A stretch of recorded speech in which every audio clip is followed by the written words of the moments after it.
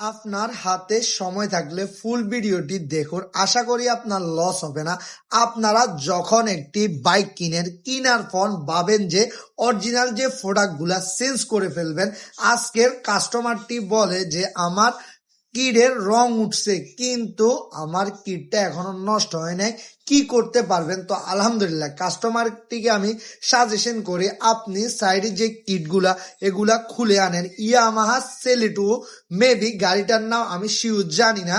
তো আপনারা জানেন এই বাইকের কিন্তু মিডল পার্ট যেটা, এটা টাঙ্কির সাথে একেবারে ম্যাচিং করা। এটা কিনতে হলো পুরা টাঙ্কিটি কিনতে হবে, এটা শুধু মিডল পার্টটা পাওয়া যায় না, এটা আলাদা কিট হয় না। এই কারণে কাস্টমারকে বলি ব্ল্যাক কালার করার জন্য। গ্লোসি ব্ল্যাক যখন করি দূর থেকে দেখলে বুঝেই যাইতেছে না যে এটা কি স্টিকার করছি নাকি অরিজিনাল। কাস্টমারটি এত পরিমাণ খুশি হয় বলার বাইরে। তো আপনার উদ্দেশ্যে একটা কথা বলি, গাড়ির অরিজিনাল যে প্রোডাক্টগুলা কখনো চেঞ্জ করতে চাইবেন না। হয়তো বলবেন আপনার বেচা বিক্রি বাড়ানোর জন্য এটা বলতেছেন, আসল কথা হচ্ছে না, আপনি অরিজিনাল প্রোডাক্ট যেটা থাকে গাড়ির সাথে ওইটা ইউজ করিয়েন আর মার্কেটে একটা ইউজ করিয়েন, তখন বুঝবেন।